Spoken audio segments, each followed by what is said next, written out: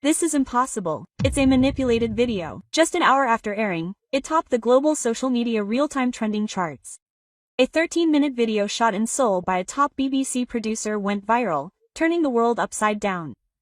Was it staged? Impossible. This is fantasy. CNN in the US, NHK in Japan, Le Monde in France, and other media outlets around the world directly stepped forward to prove the crime. The Cheon stream in Seoul was all true. The mayor of London held an emergency press conference, Fine immediately launched the Ginger Project, and the mayor of New York personally boarded a plane to Seoul.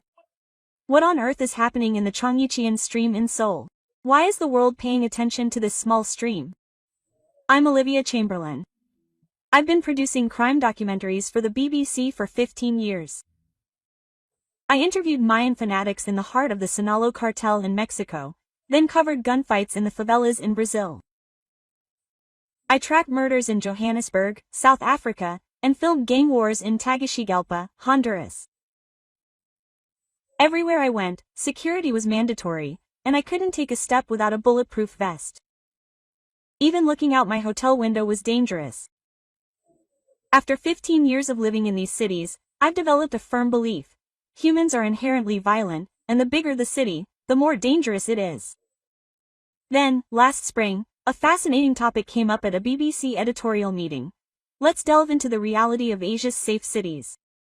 Robert, the editor, said, Olivia, you're the right person for the job. Find out if Singapore, Tokyo, and Seoul are truly safe, or if they're just fake peace created by strict surveillance and control. Quote. I laughed cynically. Of course, it's the latter. If you plaster CCTV and monitor citizens, anyone can pretend to be safe. There was a special reason I chose Seoul as my first reporting location. It was because of a video I saw online. A young woman was running alone at 2 a.m. in a place called Cheon stream, wearing earphones and holding her phone, completely unguarded. The comments were all unanimous, unbelievable. I was convinced. This was either a manipulation or an extremely restricted area. Maybe it was a show zone, like Dokkan, only for foreigners. My filming partner was Rafael Nowak, a veteran Polish cameraman who has been tracking the same industry mafia for 10 years. Rafael, have you heard of Cheon stream in Seoul? Oh, that fantasy place where it's safe even at night? It's ridiculous. Warsaw advertised it that way, but tourists got robbed. We joked around as we packed up our gear. How many CCTVs are there? 1,000. 2,000. Police officers will be standing every 10 meters. The citizens' faces will be as tense as those of North Koreans. One day last June, we arrived at Incheon Airport. As we were leaving immigration, the first strange thing happened. An airport information staff member approached us and asked in fluent English, "You're from the BBC. Do you need any help with your reporting?" Quote. "No, that's fine. We'll handle it ourselves." Quote. "Oh, then if you're going to Cheon, it's even more beautiful at night, so definitely go at night. It's crowded and lively." Quote. Rafael and I exchanged glances. Go at night, because it's crowded. In dangerous cities, they usually say the opposite, but is it safe? I asked. The staff member's expression was a mixture of safe. Of course it's safe. It's Cheon. That word, of course, was strangely jarring. It sounded like I was asking a strange question.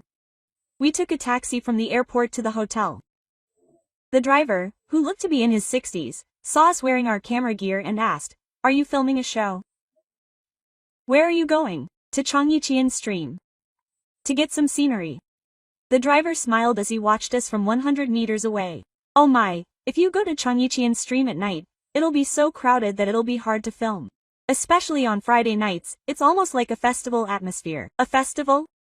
At night?" "Of course. There's busking and a flea market. Oh, and there are tons of people jogging at dawn. Late morning jogging is so popular these days." Rafael muttered something in Polish. I didn't understand, but I think he said, "Are you crazy?" When we arrived at the hotel and checked in, the front desk clerk said something similar. "If you're going to Cheon stream, try going around 5 a.m. The Cheonggyecheon stream before sunrise is truly beautiful. There are lots of joggers. At this point, I was confused.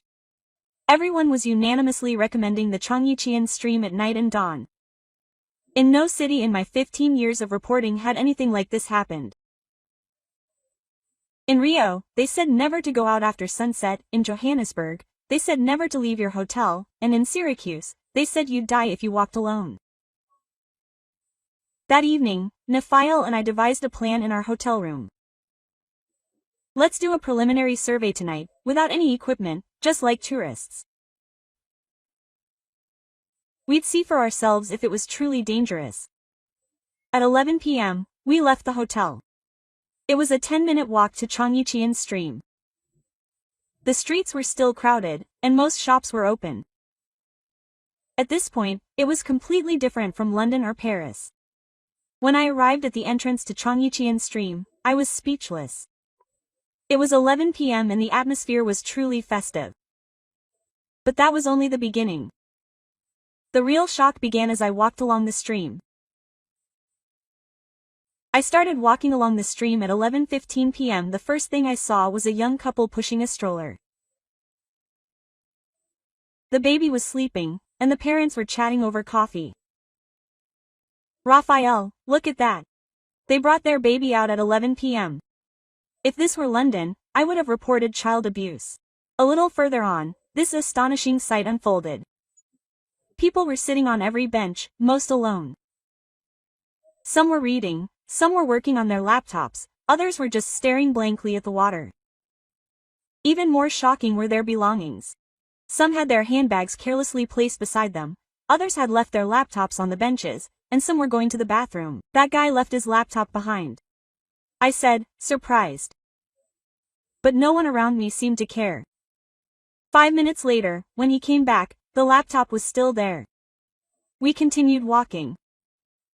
We passed under a bridge, and despite the dark and eerie atmosphere, 2 young women were sitting there eating chicken. Trust me, I said in English. Is it safe to be here at this hour? One of them smiled and replied, where is this place? It's Cheonggyecheon. It's the safest place in Seoul. Quote. Safe place? Yes. There are always people there, and everyone looks out for each other. Yesterday, I dropped my wallet, and an old man ran up to me and picked it up. Raphael looked as if he regretted not having a camera. Even after midnight, people kept showing up. What was even more surprising was that I started seeing women jogging alone, one by one. I was running without any defense, wearing earphones, leggings, and running shoes. I stopped one of them. She was a woman who looked to be in her early 30s. Excuse me, aren't you scared to run alone at this hour?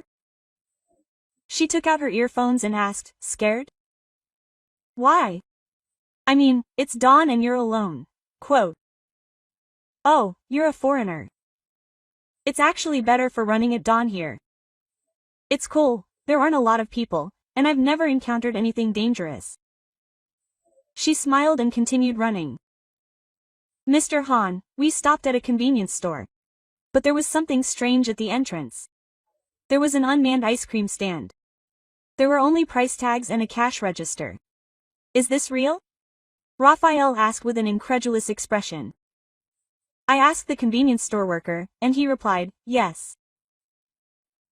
Everyone pay and take what you want. Sometimes, if you don't have change, you can come back and pay later. Are there any thieves? Well, I haven't seen it once in a year since I started working.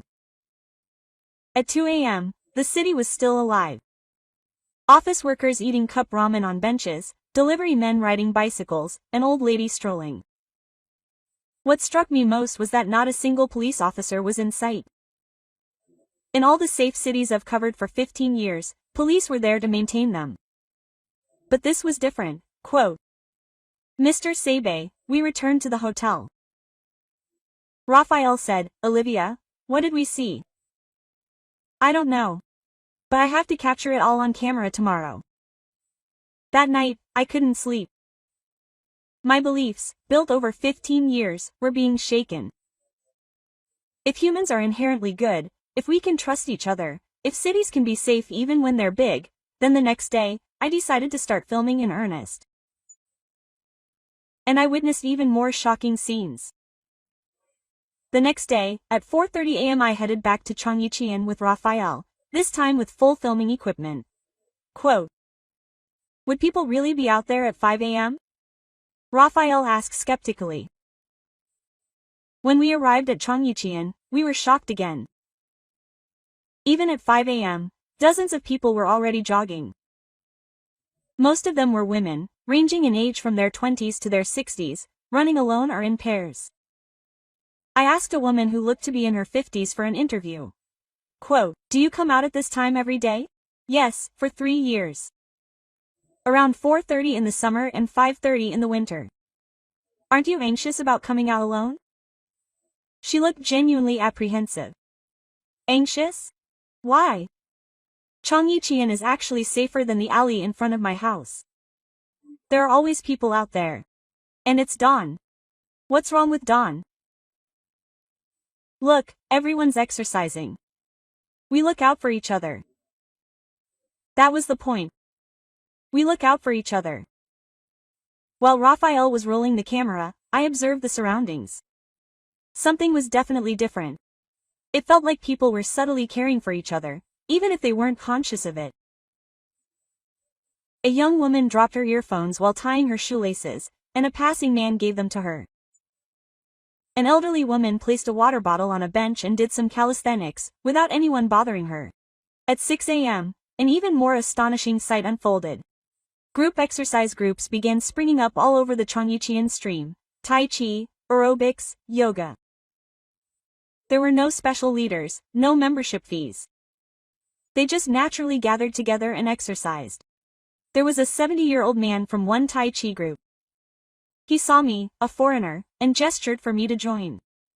I said, "I can't do that," and I nodded. Quote, "It's okay. Just follow me." The woman next to me translated into English. In the end, I awkwardly stayed behind and followed along with the Tai Chi, and everyone applauded. Raphael later said, "You look the happiest you've been in 15 years. At 7 a.m., rush hour arrived, and Cheonggyecheon took on a different appearance. Businessmen in suits strolled slowly, holding coffee in their hands. Hardly anyone was around. It seemed as if they were enjoying their commute. I asked a man who appeared to be a bank employee, "Do you take Cheonggyecheon to work every day?" "Yes. I get off a stop early and walk. It helps me start my day on a good note." "Is it safe?" "It's safe, but it's just nice. Seeing people makes me feel good." At 3 p.m., Cheonggyecheon was a different place. Middle and high school students gathered in the third and third grade classrooms, but not a single one was smoking. Everyone was chatting and eating snacks they'd bought at the convenience store. I approached a group of high school girls. Quote, "Do you come here often after school?" "Yes, almost every day. It's nice to chat with friends." "Aren't your parents worried?" "Why?" "It's Cheonggyecheon. My mom used to play here when she was little." It was 7 p.m., and Cheonggyecheon was bustling with energy during rush hour. Office workers were out with chicken and beer, sitting on benches. Busking performances were taking place here and there, and people naturally gathered. One busker was playing guitar and singing, and one of the audience members put his wallet on the bench, got up, and started dancing. He danced for 10 minutes and came back, but his wallet was still there. At 9 p.m., the number of families visiting increased. Grandparents and grandchildren, couples pushing strollers, people walking dogs. One grandfather was letting his grandson splash around in the water, and the grandson accidentally splashed a passerby. "I'm sorry," the grandfather quickly apologized. But the young man who got splashed smiled and said, "It's okay. It's refreshing." As time passed, 10 p.m., 11 p.m., 12 a.m., the green space seemed safer. People were aware of each other and protecting each other. If someone was drunk, I looked around, and if someone was alone, I kept a subtle distance and watched. At 1 a.m., I decided to try an extreme experiment. I put my wallet on a bench and watched from about 100 meters away. 30 minutes passed. Dozens of people passed by, but no one touched it. Instead, one woman saw the wallet, looked around, and pushed it further into the bench. She was worried I'd fall. When I went back to get my wallet, the woman shouted from afar, "Miss, be careful with your wallet. Even in 1,000 streams, you have to be careful." That's when I realized, these people treat each other like family. Then a tourist approached me and told me an incredible story. She was a photographer from France named Marie Claude. Quote, "You're a BBC producer, aren't you? Did you see me filming earlier?" "Yes, that's right. I've been shooting 24-hour times here for the past 3 days, and I discovered something amazing. Shall I show you?" She showed me the screen of her camera. It was a 24-hour video of the 청계천 stream compressed into 3 minutes. Look. From 4 a.m. to 4 a.m. the next day, there wasn't a single moment of people stopping. It was truly amazing. Even between 3 and 4 a.m., when it should be the quietest, there were always at least 20 people. If it were 8 a.m., it would be empty by 2 a.m. and that's the most dangerous time, Marie continued. What's even more fascinating is that people here watch each other. They don't stare openly, but they're secretly paying attention. The next day, I decided to try another experiment, following Marie's advice. At 10 a.m., I pretended to argue loudly with Raphael in the middle of 청계천 stream. I yelled in English and pretended to be angry. In less than 3 minutes, people gathered around me. Quote, "What's going on?" An older man asked in English. "Are you okay?" A female college student approached me, looking worried. An elderly woman even bought water from a convenience store and handed it to me. When we assured her we were okay, everyone dispersed in relief, but some continued to watch us from the corner of their eyes. At 2 p.m., I sat alone on a bench and pretended to cry. Within 5 minutes, 3 people approached me. They didn't speak directly, but I sat nearby and watched them secretly. One child said something to his mother, then came over to me and offered me some candy. Quote, "Ma'am, have some. It's sweet." At that moment, I cried, not just for show, but for real. At 6 p.m., we walked and filmed the entire 청계천 stream, from its upper reaches to its lower reaches. Each section had a slightly different atmosphere, but there was one thing in common, a sense of safety everywhere. The Yuljiro section was particularly impressive. It was lined with old hardware stores and print shops, and I thought it would be a place of pride at night. But in reality, it was different. Shopkeepers were watching over 청계천 stream late into the night. I asked the owner of one hardware store, "You're open late at night?" Since the 청계천 stream was built, there have been a lot of late-night customers, and when we're there, people feel more secure. The owners of the houses act as a kind of watchmen. More like neighbors than watchmen. Neighbors look out for each other. At 8 p.m., I witnessed a surprising scene. A drunk man was sleeping on a bench, and people around him were quietly sitting at a distance.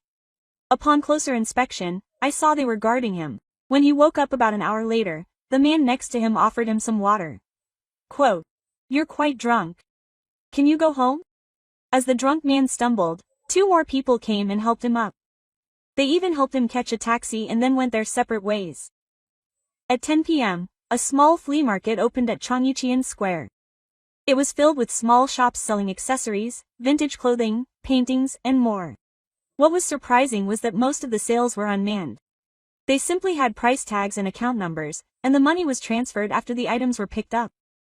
I asked one seller, "Are there any thieves?" "Sometimes, people forget and tell us to pay double next time." "Sorry," they said. At midnight, we prepared for our final experiment. Raphael left his 80,000 won Bluetooth earphones on the bench and went to the bathroom. When he came back 15 minutes later, they were still there. No, not exactly. Someone had put a tissue over them, probably to prevent them from getting wet from the dew. Raphael sighed and said, "Olivia, if I go back to Poland, no one will trust me. I'll be the same in London." Then another tourist made us an interesting suggestion. The tourist was a YouTuber named Jackson from Australia. He said, "I've been conducting wallet-dropping experiments in cities around the world. In New York, it disappeared in 3 minutes, and in Rome, It disappeared in 1 minute. How about Seoul? How much cash is in it? $300, about 400,000 won in Korean currency. I hesitated. But Raphael said, let's do it. It's about finding out the truth. The next day, at 4 p.m., we began the experiment near Gwangtonggyo Bridge in Cheon. Jackson accidentally dropped his wallet and just walked away. We filmed from 50 meters away. Less than 30 seconds later, a woman found it. Quote, excuse me. She called out to Jackson, but he pretended not to hear and kept walking. Then she started running. Even though she was wearing high heels, she was running as fast as she could. Quote, Mister, your wallet? She finally ran about 100 meters and grabbed Jackson's arm. You dropped your wallet. Jackson thanked her and offered her 10,000 won, but she waved her hand. No, that's normal. Be careful. The second experiment took place at 7 p.m., when work was getting off. This time, I decided to try it myself. I dropped my wallet, which contained 500,000 won in cash. This time, it was even faster. Within 10 seconds, someone called out from behind. Quote, lady, wallet. It was a middle-aged man.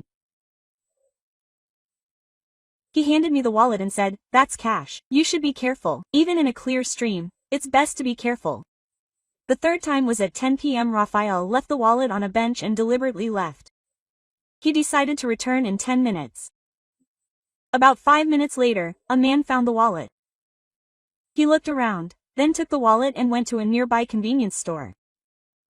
We followed him and found him leaving it with a convenience store worker. The young man left the wallet. He said, I'll come get it. When Raphael showed up, the worker happily handed him the wallet. The old woman left it with him. Thank goodness.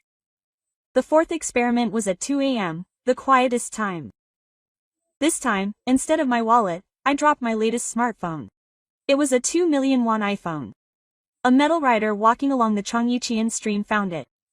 He held the phone for a while, then started searching for the location of the police station. When we approached and said, that's my phone, he breathed a sigh of relief. Quote, phew, thank goodness. I was going to the police station. It's a new phone, so how upset would I be if I lost it? The fifth experiment was the most extreme. I dropped an envelope containing 3 million won in cash and ran as if I was running. Quote, excuse me, wait a minute, several people called out simultaneously. A young man ran full speed ahead and blocked my path. Quote, did you drop this? The envelope of money. I shouted in English, it's not mine, and he panicked. No, but I just dropped it. Eventually, a crowd gathered, and an elderly woman spoke. Take it to the police station. They'll find the owner. The young man actually went to the police station with 3 million won. We checked later and it was registered as lost property. Jackson finds the tongue. This experiment was conducted in 15 countries, but Seoul is the only one, the city that gives back 100% of the money. That night, we sat on a bench by Cheon and drank beer. Raphael said, now I understand why people come out at night. Not because it's safe, but because they trust each other. A young Korean man sitting on the bench next to us must have been listening to our conversation. He spoke to us in English. That's the secret of Cheon. We protect each other. But that was only the beginning. The real shock happened the next day. The next morning, at 4 a.m., I walked along Cheon alone. Raphael was resting at the hotel. I went into a 24-hour convenience store, and there was a college girl with a childish face at the counter. Her name tag said, Kim Seo-young. Do you work alone? I asked. Quote, yes. You're alone in the early mornings. Aren't you scared? Seo-young smiled and shook her head. Not at all. In fact, the early morning customers are more friendly. Do you have customers at dawn? There are quite a few joggers, taxi drivers, and office workers coming home from overtime. Just then, a drunk man came in. He staggered to the refrigerator. I was nervous, but Seo-young was calm. Quote, Mr. Kim, you've had another drink. Sorry, Seo-young. Would you like some more material for the swindler? Thank you. The drunk man paid an extra 10,000 won along with the package. TV, you're having a hard time in the early mornings. Hey, I can't accept that. Just go home safely. After the swindler left, I asked, "Are you a regular?" "Yes." He's the owner of the local printing shop. He comes here every night and has never caused any trouble. But aren't drunk customers dangerous? Seo Young asked with a serious expression. I've been working here for 2 years now. There was only one really scary thing. What was it? Last winter, around 3 a.m., a strange man came in. The atmosphere was strange. He kept staring at me and walking around the store. I listened nervously. So? After about 5 minutes, someone suddenly opened the door and came in. It was 3 neighborhood men. Seo Young continued. One of them approached the man and said, "What's wrong? What are you looking for?" Quote. He asked very gently, and the man suddenly left. Did he just come in by chance? No, I heard later that they were watching on the CCTV. The owners of nearby stores. They always keep an eye on me because I work alone in the early hours of the morning. At that moment, the convenience store door opened. A woman in her 50s came in. Seo Young, can I have a coffee? Oh, you're a foreigner. Are you a tourist? Quote, I said, and the woman got excited when I told her I was a BBC producer. Oh my, are you on TV? Our Cheon is great.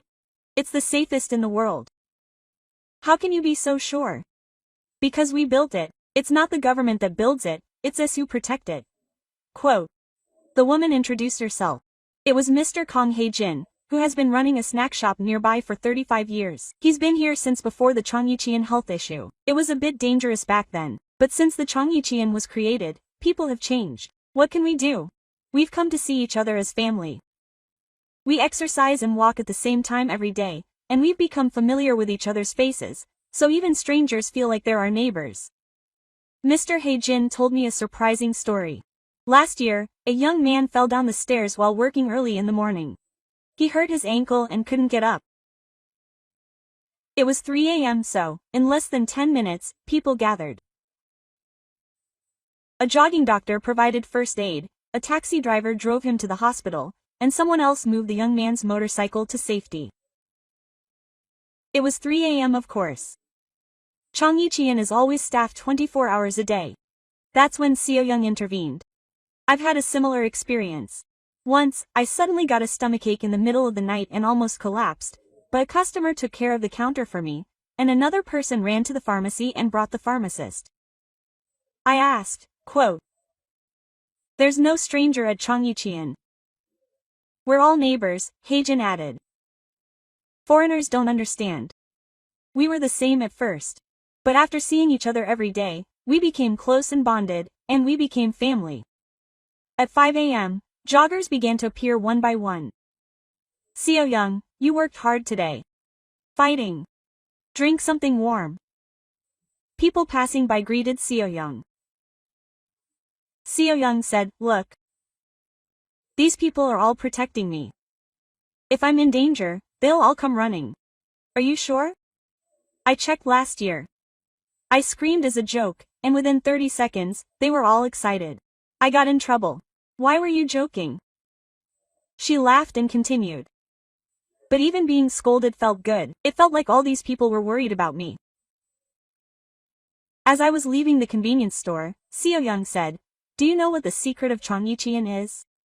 What is it? It's love. Love for each other. That's what keeps us safe. When I stepped outside, the sun was rising. Hundreds of people were already exercising at Cheon. An old man approached me and handed me a bottle of water. Quote, You're a foreigner, and you're out here so early in the morning. Drink some water. It's hot in Korean summers. It hit me. Everyone here looks out for everyone else. But is there really no crime? What would the police say? Jongno Police Station was a 10-minute walk from Cheon Stream. Contrary to expectations, Chief Jung Tae-jun, whom I met in his office, was dressed casually. He was wearing only a shirt, no tie. Quote, You're from the BBC? Covering Cheon Stream. Yes. I'm curious about its safety at night. Chief Jung laughed. Let me be honest. Chongyecheon stream isn't protected by us. It's not the police, is it? The citizens protect it. We're just 100 people. He showed me various statistics on his laptop.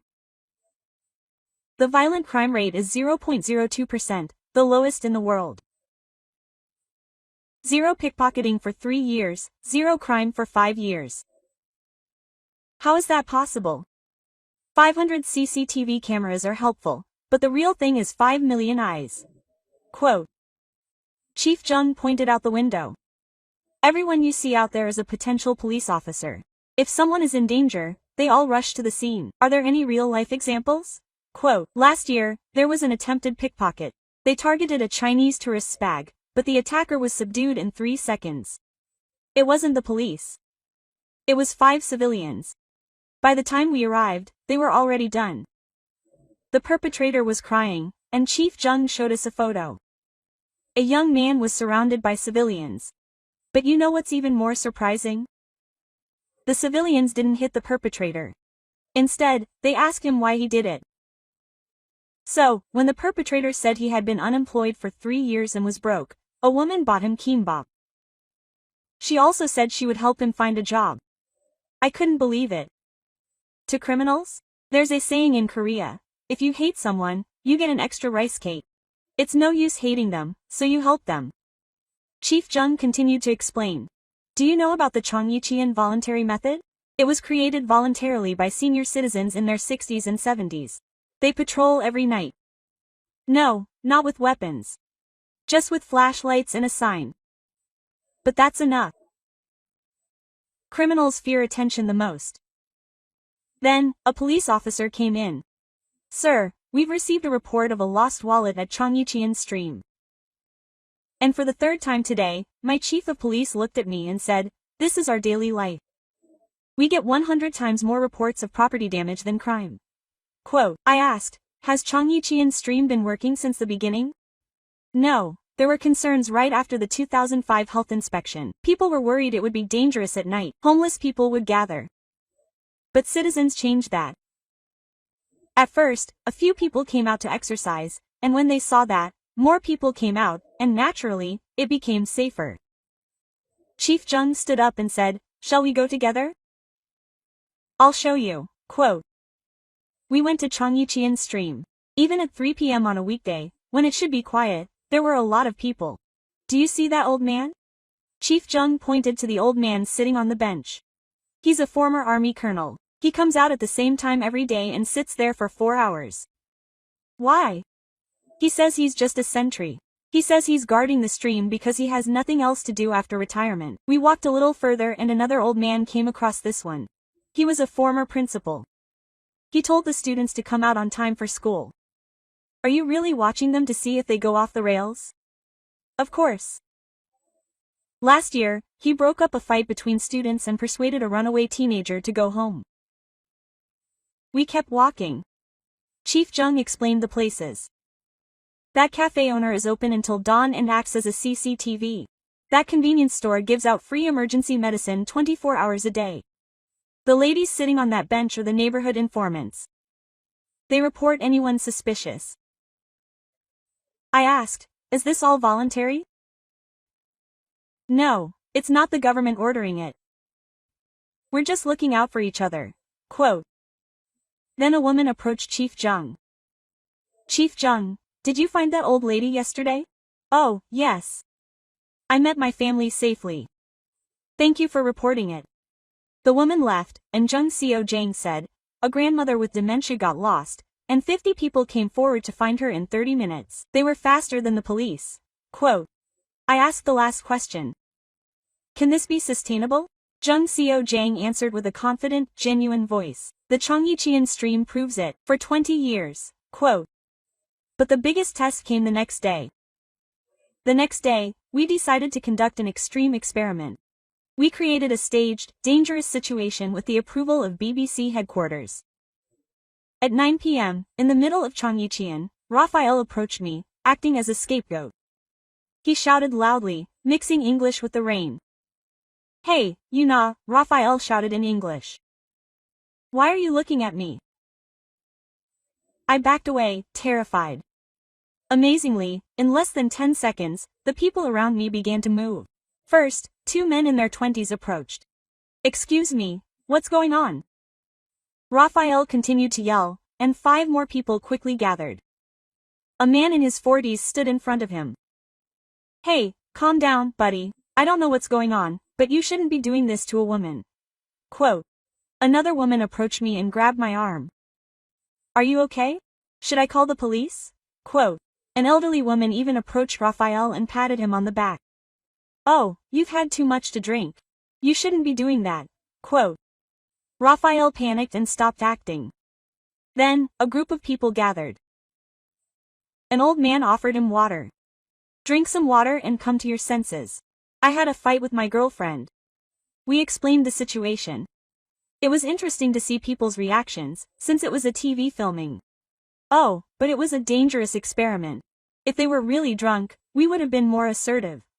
Quote, "This kind of thing won't be tolerated in Cheonggyecheon." The second experiment was at 1 a.m. This time, I pretended to collapse on a bench, as if I'd lost consciousness. Less than a minute later, a woman jogging stopped. "Excuse me, are you okay?" Quote, seeing no response, she immediately pulled out her phone. "Hello, it's the first." Quote.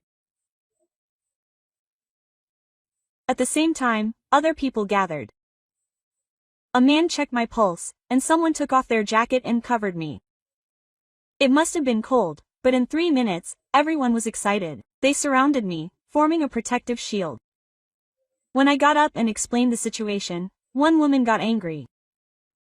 "Oh my, you were startled. I thought this was a real emergency." Quote. But she quickly smiled and said, "Thank goodness you didn't get hurt." The third experiment was the most extreme. It was 3 a.m., the quietest time. Raphael pretended to steal. I saw a man snatch my bag and run away. "Thief!" I shouted. At that moment, something astonishing happened. People came running from all directions at once. A delivery rider stopped his motorcycle and chased after me, a jogger sprinted, and a convenience store worker ran too. Raphael was captured less than 20 meters away. "Hey, where are you running from there?" Raphael tried to explain the situation, but they asked me first. "Are you okay? You're not hurt. Is that your bag?" Quote. When I explained that we were filming, the delivery rider sighed. My heart almost sank. "Theft in Cheonggyecheon?" The jogger said. "I've never seen anything like this in 20 years. That's why I was even more surprised." They scolded us. "Experiments like this are dangerous. If this were real, we could have been hurt. But you confirmed that Cheonggyecheon is safe, right?" Quote. The last words were spoken by a convenience store worker. At 4 a.m., we were sitting on a bench by Cheonggyecheon stream. There were still people around. People were gathering, one by one, preparing for their morning exercise. An old man approached us. "You're foreigners. What were you doing all night?" Quote, "I'm covering the safety of Cheonggyecheon stream." The old man laughed. "Safety? There's nothing to cover about that. It's just safe." "Why is it safe?" Quote. The old man thought for a moment and said, "Because we trust each other. And we try to keep that trust." Quote. Since the creation of Cheonggyecheon stream. No, even before that, Koreans have always been very affectionate. Cheonggyecheon stream brought that out. He stood up and added, "You should definitely tell people about this when you go abroad." Cheonggyecheon stream wasn't created by technology, it was created by people. The sun was rising, Cheonggyecheon was beginning a new day. That night, I had a video call with my colleagues in London. I couldn't believe it. My BBC colleague Jeremy shook his head, looking off the screen. "Olivia, isn't this manipulated? It's staged." Quote. I'd been live streaming the footage I'd been filming. Women jogging at 3 a.m., unmanned vending machines, wallet experiments, even fake dangers. After watching the footage for 10 minutes, the 5 colleagues on the video call were silent. Finally, producer Helen spoke up. "Olivia, what are we missing? What are you talking about? Isn't this how London should be?" Quote. Another colleague, Simon, chuckled bitterly. My daughter is 10, and she can't walk to school alone. It's only 100 meters away. How's it in Seoul? Quote. Jeremy asked. Elementary school students taking the subway to school alone? That's crazy. Quote. Helen sighed. There was another stabbing in Brixton yesterday. But I guess we're not normal, are we? Quote. I showed him another video Raphael had shot. It showed a drunkard sleeping on a bench in Cheon, being watched by citizens. If this were London, I'd ask, wallet, phone, shoes would be gone. Simon replied. Jeremy suddenly got angry. What's the difference? We're all human. I thought back to what everyone I'd met had said. Trust. Basic mutual trust. We have laws too. We have police. Helen countered. They trust each other before the law.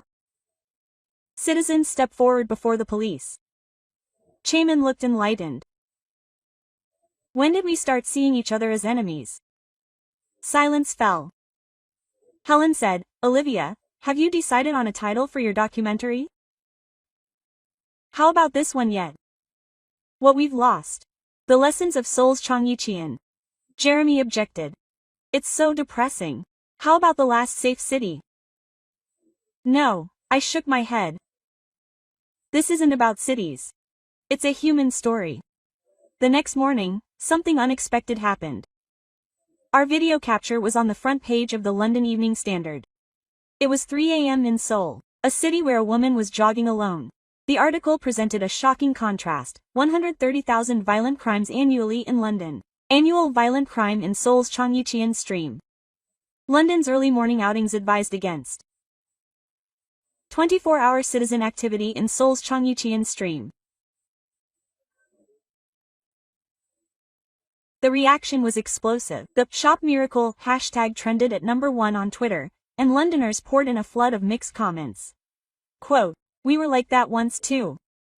My grandmother said London was safe in the 1960s. The problem isn't the system, it's our mindset. That afternoon, I received a call from the Mayor of London. Quote, Producer Chamberlain, the Mayor wants to meet with you. Why? He wants to discuss whether the Cheon Stream project can be applied to London. I locked eyes with Raphael. It didn't seem like this was going to be a simple documentary. Then, I received a message from Seoyoung, the convenience store worker I'd met at Cheon. Quote, Producer, I saw the BBC News.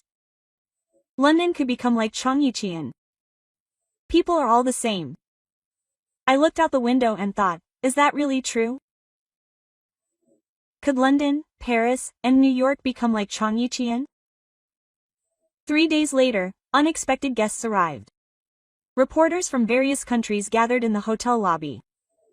Mark Thompson of CNN, Yuka Yamada of NHK, Hans Miller of Deutsche Welle, Marie Dubois of Le Monde, Olivia, and Mark waved.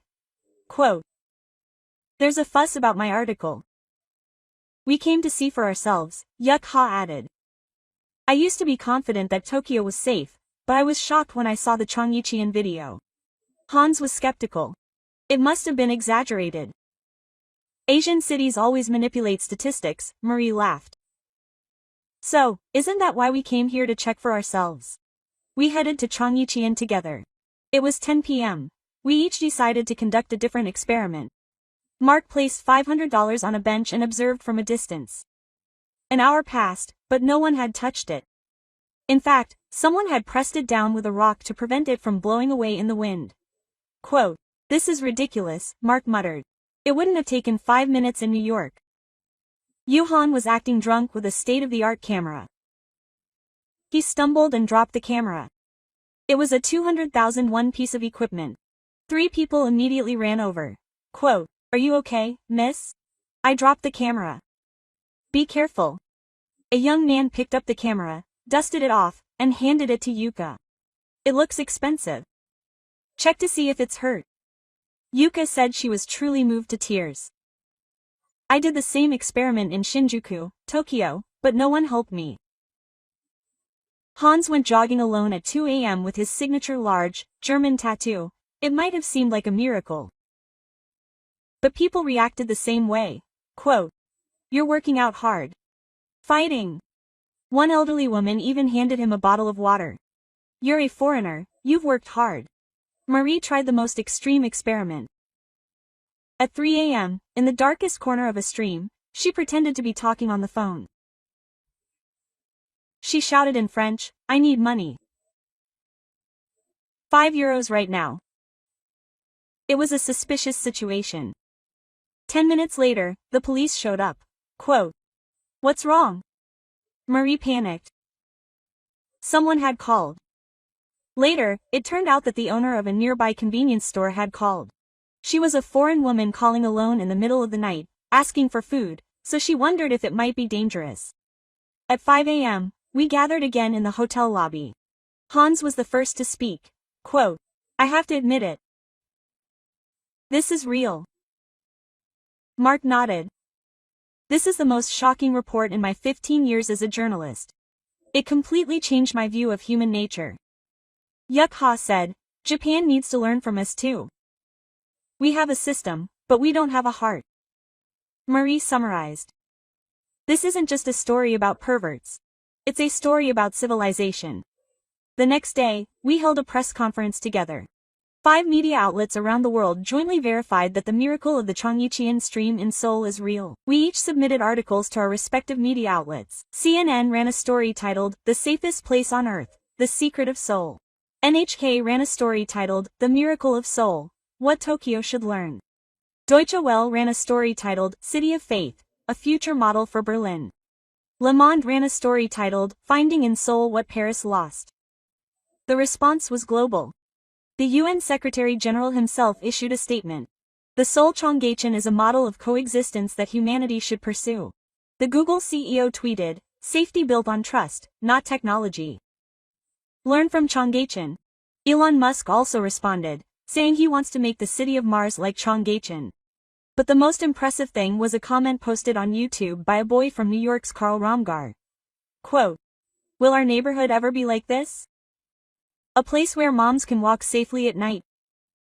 I replied, "It's possible. Seoul has proven it." A week later, even more surprising news arrived. "Olivia, we're in trouble."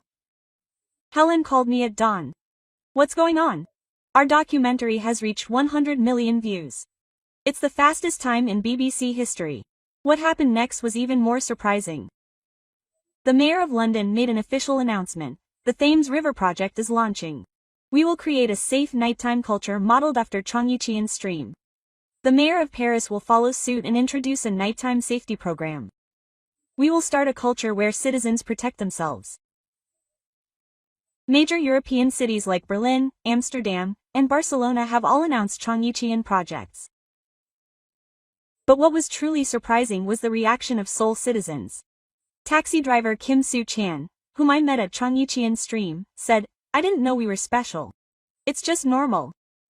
Snack bar owner Kong Hae-jin felt the same way. "I thought it was just how it was in other countries. I didn't understand why people couldn't go out at night." Park, the urban planning manager I met at Seoul City Hall, told me an interesting story. Actually, when the 청계천 stream restoration project was being planned, there was a lot of opposition due to safety concerns. They said it would become a crime-ridden area at night, but the opposite happened. It was the citizens who created it. We simply provided the space. 2 weeks later, the 청계천 pilgrimage began. City planners, police officials, and civic groups from around the world visited 청계천. The New York Police Commissioner, the London City Planning Commissioner, and the Paris Citizens Safety Committee visited. They all asked the same question. How is this possible?